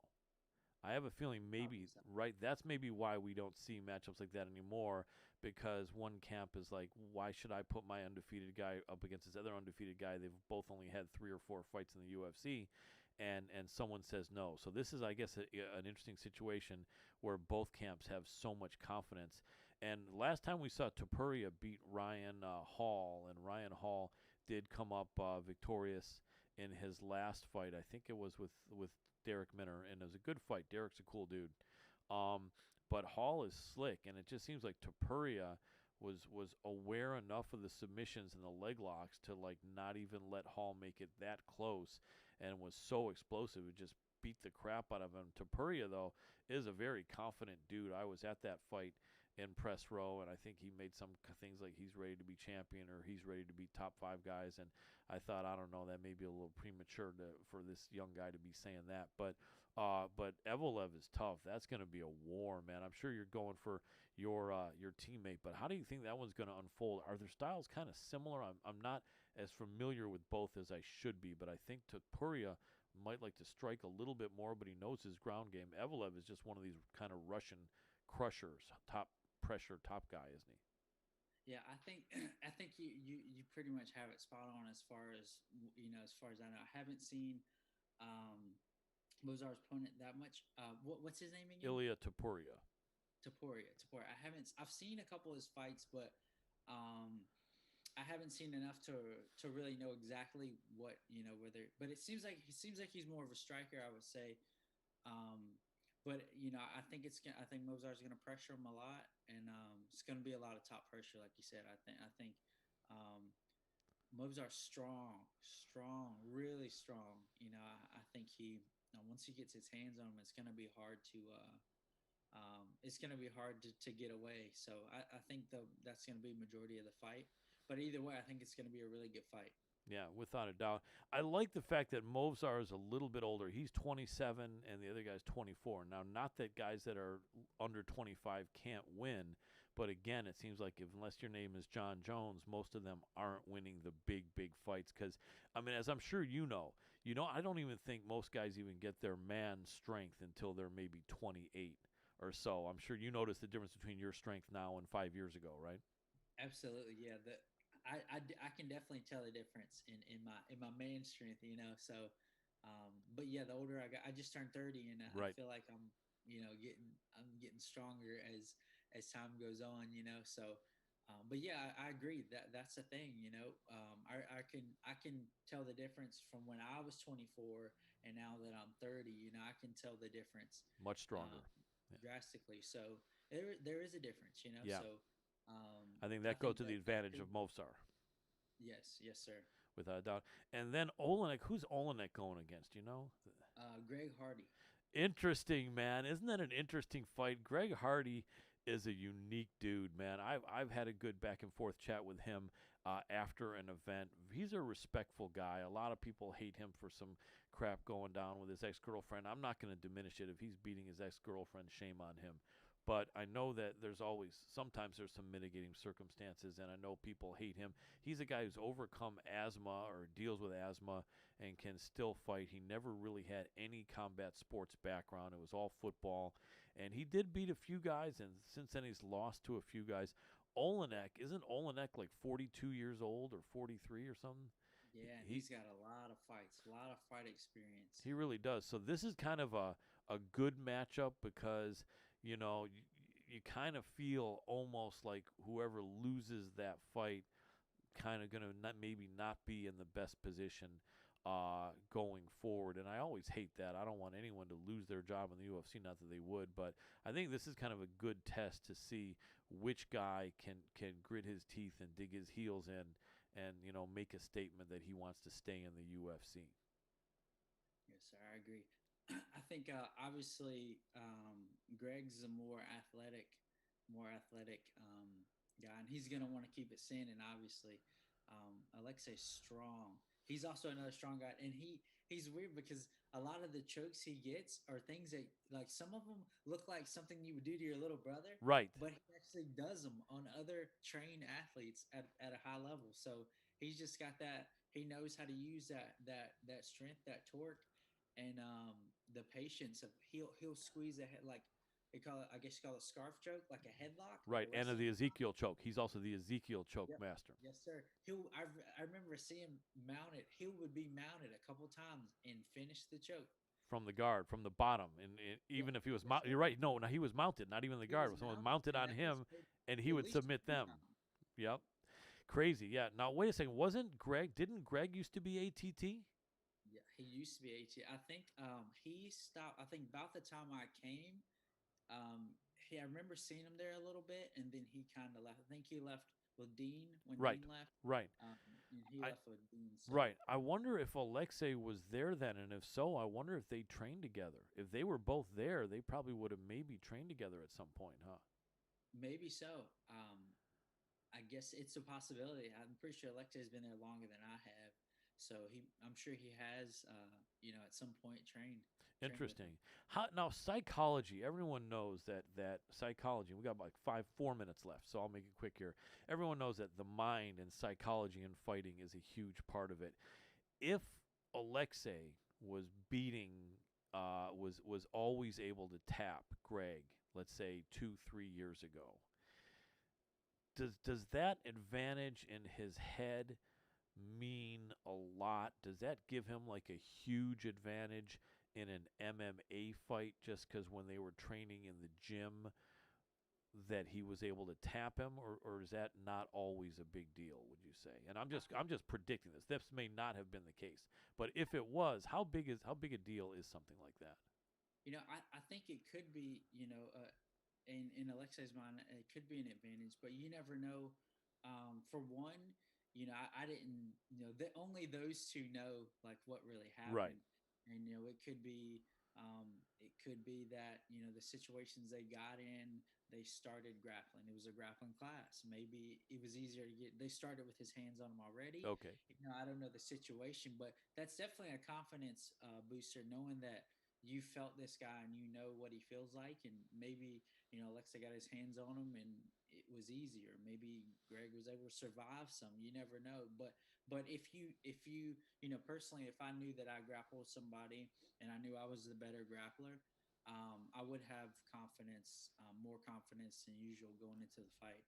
But you also have to take into consideration that this sport is so crazy that you can't be too confident, and you in your head kind of have to, not like forget the past, but not harp on it too much, because things a lot can change in a couple months. So you think of 2 years, a lot of things could have changed in 2 years. Yeah. Um, so, and at the end of the day, Alexei still has to get his hands on Greg. So I don't know how much Greg's going to run from him, um, so you never know. But I do know that Alexei will eventually get his hands on him. And if he does, and if he locks his hands, Greg's going to be in some trouble. Absolutely. In the last minute we have you, real quick, who's most likely to be and new? Davidson Figueiredo over Marino or Cyril Gane over Francis? I think Cyril Gane over Francis. Yeah, I because he's think so I think tricky. He's so crazy, unorthodox, he tricky, is. isn't he? He moves well, and the thing is you can tell the different. These styles are completely different. I feel like the longer the fight goes, the more in favor it is for Cyril Gane. And also he's hard to hit, and Francis is kind of wild. So and I think also Gon also is a little more well rounded, and I think he'll clinch some, and he'll use everything. He'll grapple. He won't just stand in front of them. And Francis has to find him and has to land a punch, but Gon's hard to find. But if he does land, all it takes is one piece of a punch from Ngannou, and it's over. So Yep. it's a dangerous fight. Gon has to fight a very smart fight from start to finish. Every second has to be smart. Without a doubt. If you want to look back at something in boxing, which might be similar, look up Ali versus Foreman. They only fought once, and it was like almost 50 years ago. But they were both about 6'3.5". Foreman was, their weight was actually similar. It was really similar physical matchup to these guys. Foreman had been knocking people cold, and Ali was already a little bit past his prime, but was so tricky and so skilled and so slick. And I think this is actually the Ali Foreman of MMA, isn't it? I can see that. I can definitely see that being the case. Yeah, I look forward to it. Well, Tony, what's the best social media place for people to support you?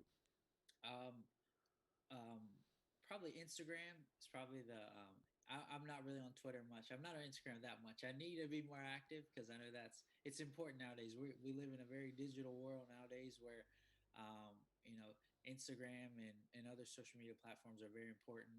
To get your name out, get Always your support helps. through. So, Yep.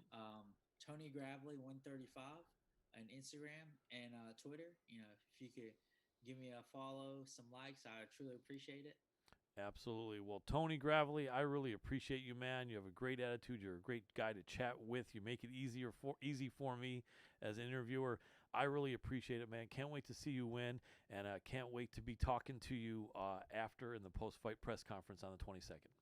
Thank you, sir. I appreciate it. I look forward to getting the win and then getting to meet you in person. Fantastic. Same here, my friend. You have a great night, and we'll see you soon. Thank you, sir. I appreciate it. Have a good one. Will too. Take care. Bye-bye. And that was Tony Gravely out of American Top Team. Can't wait to see him beat this opponent from Brazil. I think he's going to really take it to him, and that's going to be awesome. Yeah, a little bouncing back. He deserves it. Yeah, he does. Absolutely great fighter. So any minute, I think, as soon as we see our next guest, He'll pull then we'll jump in, us. and that will be good. And so, yeah, good show so far, guys. And Mike, you're there alone this time, aren't you? There's no assistant. You running the whole thing. The top guy is running things here. So Mike, you like the show so far? Great episode. Thank you. I really appreciate it. Dr. Adam Roorda, you're excited. You got the Lift Token sweatshirt. Always. And you got the Lift Token hat. That's about all I wear anymore is all my Lift Token gear. I like Learning it. everywhere, and then MMA Power Hour and cross-trained MMA fighter. That's Literally it. the only shirts I'm wearing ever. Exactly. I like that. I remember when I started the cross-trained, when I first had the cross-trained MMA fighter gear, I was wearing it a lot, and my girl was complaining, why are you always wearing this and that? But I remember I met a vendor at an event, and he said, why would you wear someone else's gear? He said, if you have your own gear, why would you want to advertise anyone else's to wear your shit? It's funny you say that, actually. Sticky Fingers was getting an interview the other day, and somebody's like, oh, I see you're wearing your own name on yourself. And he's like, why wouldn't I? Right? why wouldn't I? Yeah. I'm only going to wear my own gear. It doesn't make sense to wear somebody else's. When I got it, I'm going to sport it. That's it. Exactly. If no one else is paying me to wear any other gear, might as well wear your own gear. Girlfriends probably wouldn't like it that much, but then again, if it's good-looking gear, then it should be good enough. My girlfriend loves my Lift Token gear on me. Come on, Power man. Hour. Yeah, the Power Hour gear is great. Without a doubt, feel the power. Of which, if anybody wants to buy that, I'll actually have some printed up at cost. Doing that is going to be, I'm not sure what the price is, but it's a little more expensive going this route than if I were to have them pre-made for you. But we can still get it at cost for you and have some amazing stuff worked up. Even with the new logo, willing to do that for you. Lift Token, head on over to lifttoken.io. They do have a merch shop where all profits and proceeds go to the Indigenous Persons Initiative wallet, and it goes to fund some great programs down in South America with the indigenous people and educating on sustainability and reusing the clean water that is used with some new lithium mining technology, very green technology. So, Colin, who's our next guest again? I'm glad you mentioned that because my mind is is drawing. Well, that's not a good. Freaking drawing a blank. You're the guest producer today. Can you see the people that I had you reach out to? Wait, no. You know what, Mike? I'm gonna look at. Don't say anything, Mike. I'm gonna look at the text between us all. Okay, and let me see here, and let me see. Oh, come on. It's Sugar Ray. We just. Oh yeah, sure. Yeah. Ray Cepho. Okay, so we should hopefully see him. He's actually 5 minutes late. Let me text him really quick. He's a busy man. He definitely is. That actually He usually definitely happens. is. He's usually right about 5 minutes late, so we'll catch him any minute here. Ready for you on the Zoom link if you are, brother? Question mark. How could we forget that? Sugar Ray Cepho. I know. Well, legend in his own right. Well, I'm the one that's interviewing these people. My mind's focusing on these people. That's why you guys should remember. No, Mike did remember. Okay, so hopefully he is really. Yeah, we're looking forward to having him, and hopefully he'll see this with this text hopefully coming from him any minute. And you did send the Zoom link to his phone number, right, Mike? Yep. Okay, so hopefully he should be here any minute. But, yeah, Tony's a really good dude. Yeah, he's definitely had some really good performances in the UFC. And everyone wins some and loses some, like I said, except for John Jones. And speaking of which, man, I'll tell you, John is like I think 33 now or 34, which is not old. But because of all these personal issues, he went from fighting 2 to 3 times a year. And I know as a champion, a lot of fighters are only given the chance to fight twice a year. But he was fighting at least twice a year up till about 5 years ago. Right. And in the last 5 years, I think he's fought a total of 4 times or 3 times. And a lot of it's been because of a suspension and other personal issues. Right. So, and the last fight, I think, was like over 2 years ago. I don't think he's fought in the pandemic at all. And now he's going to be fighting at heavyweight. He hasn't, has he? No, and because he vacated the title. It is. He vacated the title, and then Jan Blachowicz beat Dominic Reyes for it, and then Blachowicz defended once and then lost once.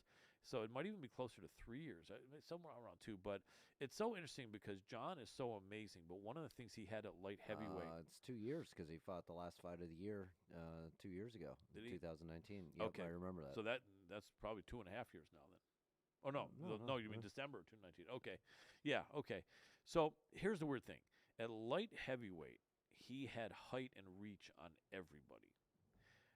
At heavyweight, he's got a little bit of height on a few guys, but not much. He's got a little bit of reach on a few guys, but not much. Nothing near what he had at light heavyweight. And at light heavyweight, he was cutting weight. He was a big, strong guy.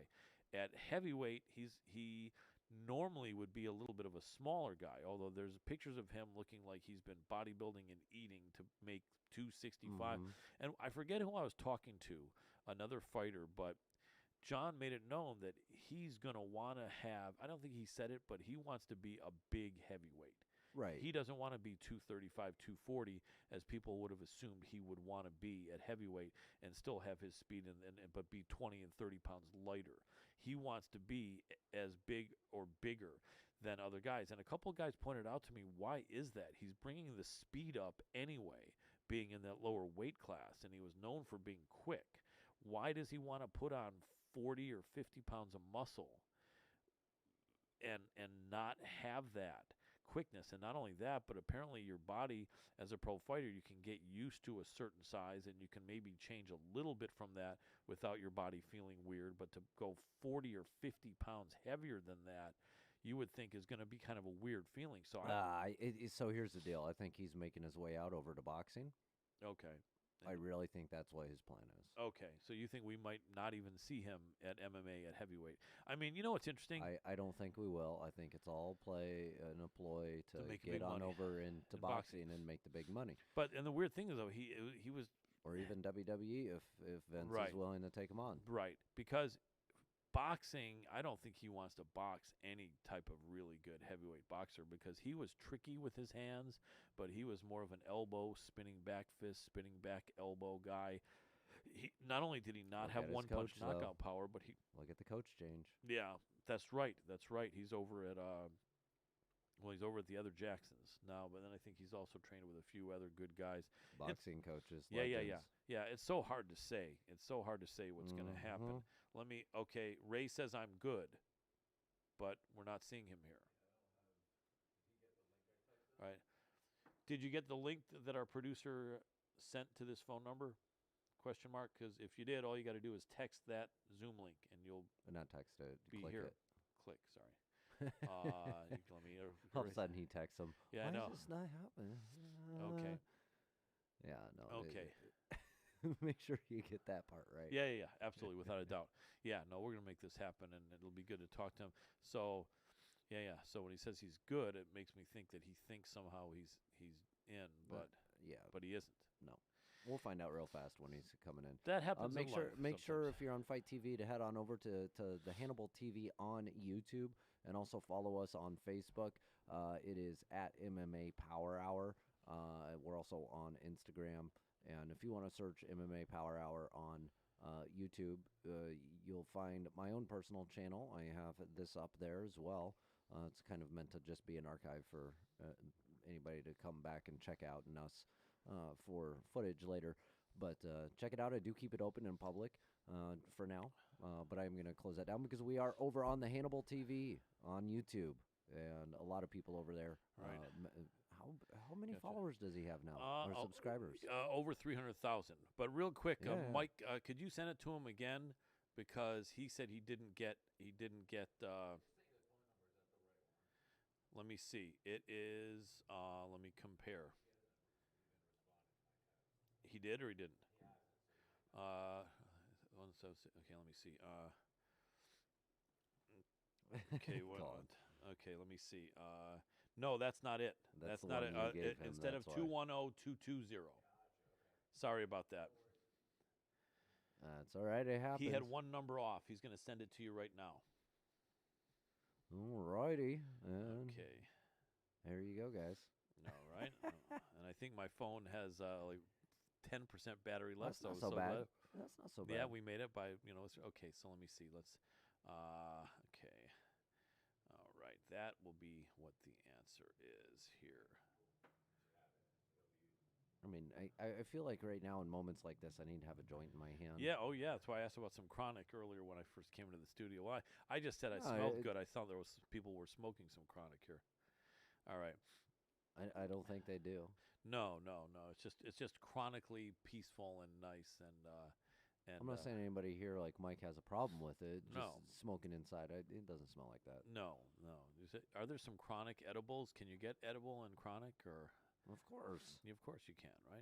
That's the whole point in edibles. I mean, how old are you, man? I'm old. You don't want to say clearly. It's true. I'm so old that I don't know the different strains do they that have chronic cannabis. and is. edibles? Of course. Of course they do. But how come? But then would chronic be more of a sativa or more of an indica? There we go. Ray, can you hear me? Yep. Excellent. Really appreciate you, brother. Sorry for having one number off. My bad. But we're live. Let me give you a proper introduction.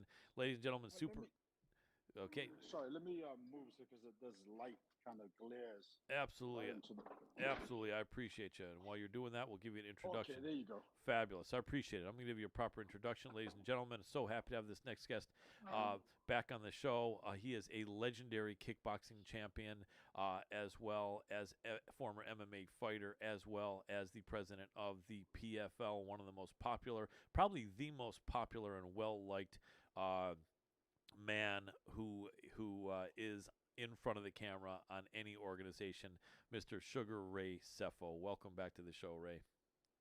Thank you. That was an awesome introduction. Thank you so much. My for pleasure. having me. My pleasure. I mean, and it's tough to be a guy who is in front and leading an organization, but I think maybe just the fact that you were a fighter. I mean, we have, Dana White, a lot of people like him, but he was never a fighter. We have Scott Coker out there, people like him, but he was never a fighter. Chatry, I think, was really never a fighter. You're the only guy that really is like the face of an organization that went out there and fought. But I think it was more than that. You've always been a very friendly and approachable, respectful guy. And I know you're a Generation X guy like me. And I think Scott Coker is too. I think Dana is as well. But I think you've always just had that great, friendly quality about you. How does a guy who was such a killer in the ring have this easygoing, friendly quality about him? Was that always part of your nature, or what? Yeah, it was. I mean, it is. I always, I never look at competition as being personal. Um, Now there are a couple of matches where guys will go out and try and bring that other side of me, and for me, it's like, okay, well, we'll go there when that happens. And for me, fighting was,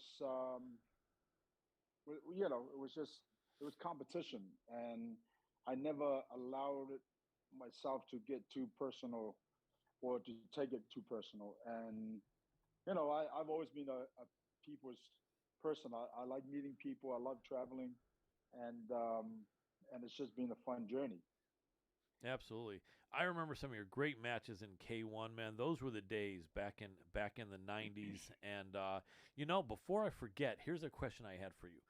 When you were fighting, in the beginning of your career, you were fighting more guys that were born maybe in the mid-late 60s and in the 70s. In the later part of your career, you were fighting with guys more born in the 70s and maybe the early mid-80s, 80s, yeah. right? And Yes. and now, you still train as well as training, and then you also have the PFL, and you're dealing with a lot of guys born now in the 90s and even some in the early 2000s. Is there any difference in attitude at all between these young millennials and Generation Z, as opposed to like the older Generation X guys like us that you fought and that you were? Yeah, I think I mean, the guys that I work with, they're very, really down to earth, and it's all about the job at hand, and they know that. But at the same time, when you look at this time, with social media being such a major part of this era now, um, I see that there's a lot more. There's a few people that try and be like Muhammad Ali, if you will. Mm. But there's only one Muhammad Ali, and there's only one Mike Tyson, and so on and so on. And in our era, it was all about business. We would, for example, I would see people like Peter Edge, and Nessa Hoosh, Jerome Labana, Andy Hoog, Shigeru, and I would greet them with a hug, and knowing that we're going to be matched, fighting each other. Right.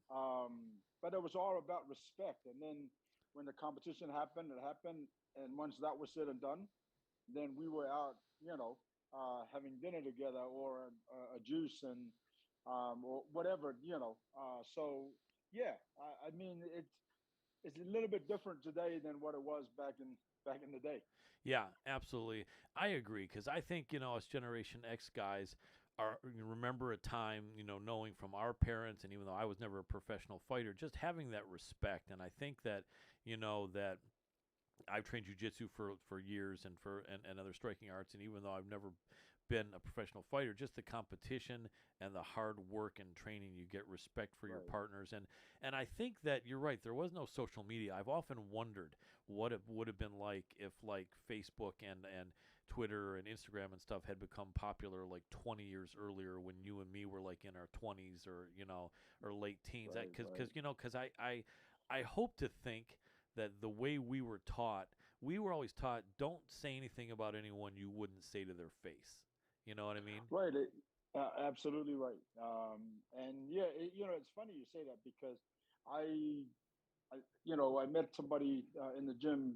I think he was from Holland, um, and he kind of mentioned that. He goes, "Man, just imagine if Instagram and Twitter and all this and all these social media platforms. Imagine if that was out back 20, 25 years ago. Right. You know what I mean?"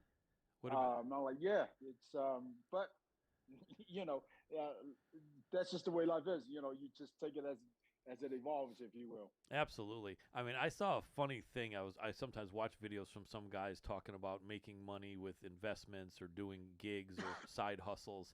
And one guy likes to give advice, and some other guy really disliked him so started putting up videos just ripping on him and criticizing him, right? And like, you know, and he would use pictures the other guy would put up and put like him holding a garbage can or crap or something, and Wow. yeah, and so then the first guy got so mad that and these are guys who are non-fighters. They don't even look like athletes. And the one guy said, Right. I'll travel to your area of the country and we can have a boxing match to hash this out.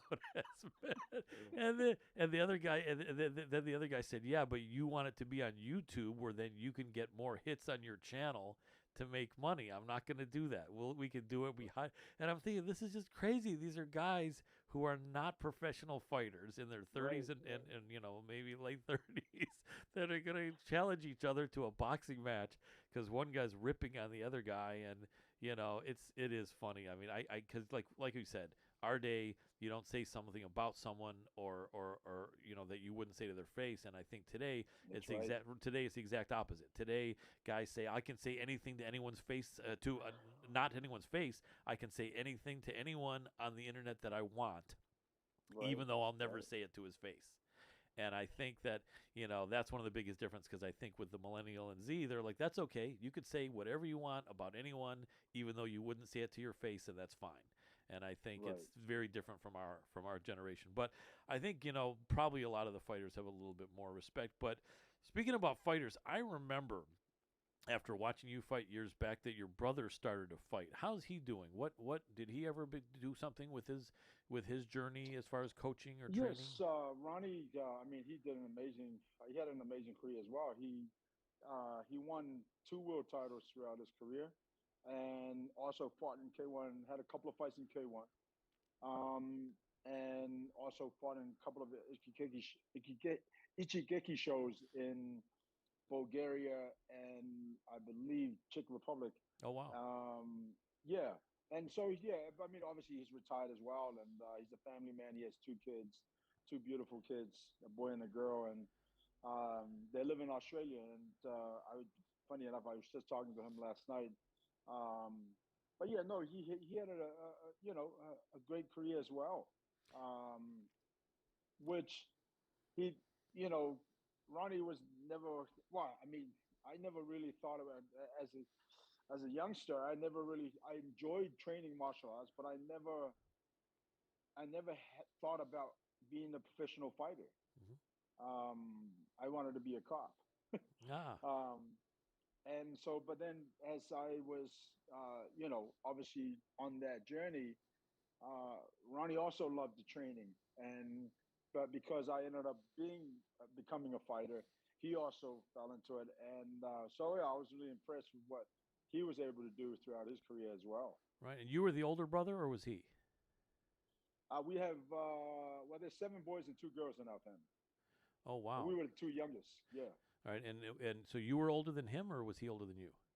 yes, he's younger than me. Yes. Okay. And so did he ask for your help in those early days, or was it just natural that you would train together, or did you not train together much? Yeah, we trained together right throughout, to the point when we both became professionals. Most times I would corner him, and then he would corner me. And then towards I want to say the last probably 80 years of our career, or 70 years of our careers, when he fought, I would be the head coach, and when I fought, he would be the head coach. That's cool. That must have been some Yeah. good times. Was it harder to be in the corner watching your brother fight than watching your training partners fight, or was it exactly the same feeling?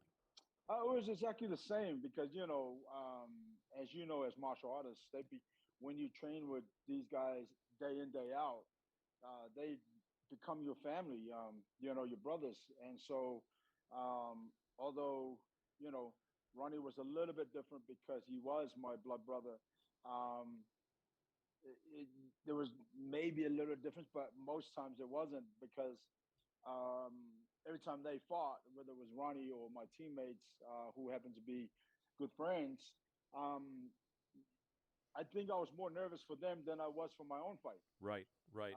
And then if Ronnie and I ended up on the same card, 100% I was more nervous than for his fight than it was for mine. Absolutely. I know that with a few brothers that fought, one brother usually worked a lot harder, and I even talked to a UFC fighter who said his brother's kind of trying to get into the UFC to fight, or PFL or Bellator, but his brother Right. really isn't willing to work that hard because he feels if my older brother is this good, I'm probably this good as well, and I don't have to really work that hard. Did you find any problem with that with Ronnie, or was he a hard worker from the get-go? No, he was a hard worker when he was in camp. The only difference between Ronnie and I, he likes to party from time to time with his friends after a fight. Where I, for me, I was always against drinking, and I never touch alcohol, drugs, or cigarettes or anything like that. So, um, I was more on the healthier side, if you will. Where Ronnie, he trained hard and he put in the work. But then when the fight was over, he and some friends of ours would go out and party for a couple of weeks straight. Right. When we were younger, I could understand because of so much work that's put in. Because we put in 10 to 12 weeks of training camp, and so once that's been said and done, and then it was, and especially if they, we won, they would go out and have a great time. Unfortunately, those kind of things eventually catches up with them. But you know, Yeah. it is what it was at the time. Without a doubt. We've got about 8 more minutes with you, and I really want to spend the time focusing on the PFL for you. I appreciate you talking to me about these other things, and I was always interested to see what's going on with your brother and like that, so I appreciate it. So PFL is doing so many amazing things. I remember when the PFL was World Series of Fighting, and I remember Justin Gaethje as the champion, and I know you always appreciated him. He's got a fight. I don't know if it's been inked yet, but it's got to be Gaethje against Charles Oliveira. I think you've remained a fan of Justin Gaethje, haven't you? And do you have confidence he'll be the next champion against DuBronx Oliveira? Yeah, 100%. Justin is still a friend. Every time he fights, I send him a text and wish him luck. And when he wins, I send him a text and say, congratulations. So, and his manager is also a good friend of mine. But yeah, no, Justin is definitely, I mean, the way he fights, he's definitely like one of my favorite fighters out there. It's because he always brings it. Justin is never involved in a boring fight. You know what I No. mean? And there's no doubt in my mind that at some point he's going to be the UFC champion. Absolutely. And now in the PFL, you guys got some great champions. Right. I know that that Bubba Jenkins pulled off that great win, beating a man who had beat him before. That was so awesome. We had Bubba on the show, and we've had several of your guys. We love coordinating with Tawny, and we're going to get back with her to get some more of your people. But we had Bubba on, and several other PFL fighters. And let us know who your champions are now, so that people can make sure that they're looking out for them. The featherweight is Marvali, one of Habib's teammates and good friends. Right. I think Our Kospolai or lightweight something. yeah. Go ahead. Yeah. Yep.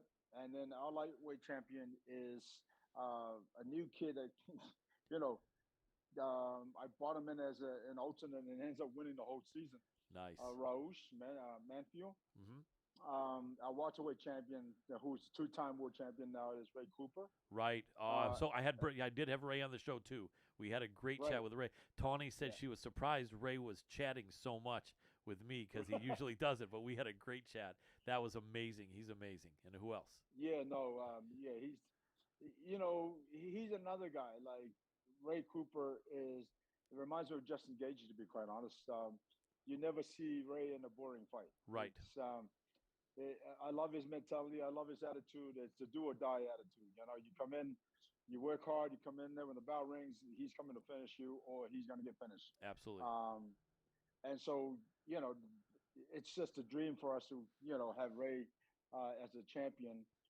And then our light heavyweight champion is Antonio Carlos Jr. Yes. I picked him up. I said to his manager, he has to fight at 205. I think he's a big guy. to be making 185 when he used to, when he was competing at the UFC. And they all agree. They think that that's probably the ideal weight class for him because he fluctuates from I believe middleweight to heavyweight. Right. And look what he did. He came out there and now he's the champion. He looks awesome. And another, and our heavyweight champion is Bruno Cabalosa. When his team came to me, they wanted him at light heavyweight. After watching some footage of him, I'm like, what does he walk around at? And there's he walks around about 240, 238. I mean, so why do you want him at light heavyweight? He's explosive as a heavyweight. So why don't you just keep him as a heavyweight rather than having to cut 35 pounds or 30 pounds or whatever it is that he would cut to make 205? And they're like, well, this. I said, well, I don't have anything else. Although I did have another spot, but I thought with that kind of experience, explosiveness and skills, I just knew he would do well in the heavyweight division. And so, and then afterwards, when he won, they were like, well, thank you. We appreciate that. But yeah, no, Bruno is our heavyweight champion. And again, all these guys, I'm so proud of all these guys because, you go through the season, you fight, you win, just as the PFL is that you win, you move on. You lose, you go home.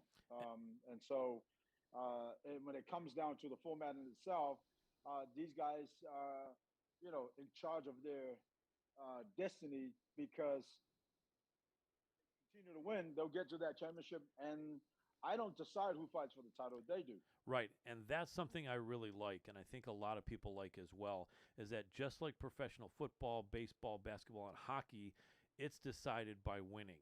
I'm not going to rip on other fighting organizations, but a lot of times there's guys that are deserving it, and someone will make a decision, this guy's just not popular enough, or this girl is just not popular enough. Let's bring someone who's ranked lower that's more popular and give them the fight. Or sometimes even let's bring someone who's unranked, who's more popular, and give them the title fight. And in the PFL, that doesn't happen. You win and you earn your shot. And $1 million is a great payoff. You have I think six weight classes, I think, or 6 weight classes. Yeah, correct. And so on one night you're giving away 6 $1 million paydays, and that's so amazing because so many fighters can go their whole career without even getting a $500,000 payday or a $250,000 payday, and to be able to have the chance to get $1 million payday when you're still young and you're fresh and you're and in your prime is amazing, and I really like that. I know that that the rest of the payoffs, if you don't win, are not that big, but I think the person that loses the championship fight still gets like $250,000 or something, don't they, or some good money? Yeah. If they lose, the guy that comes second overall goes home with $100,000. That's cool. That's still a really good payday. I like that because I was hoping you weren't going to say they go home with $10,000 or $20,000 because that would suck, But no, it's a great league. Well, in the last minute we have you, Ray, let us know when the new season starts and let us know what day and what time and what channel we can watch the Professional Fighters League. Yes, so the new season starts in April. We haven't finalized the exact date, but we're looking at probably the first or the second week of April. It will be live on ESPN and ESPN Plus. Prior to that, we have the Challenger Series, which starts February 18th. And so, that's going to kick off the first parts of the show. And I think we've just added another 10 shows to the whole thing. So in 2022, we're looking at doing 21 shows. Awesome. I look forward to it. We better jump before we go off the air here, but Sugar Ray Sefo, huge respect for you. Thank you so much for coming on, my friend. You're doing an amazing job. Keep it up, and we'll all be watching the PFL coming up this season with great interest and excitement. Thank you, sir. Appreciate it. You're welcome. Have a great night.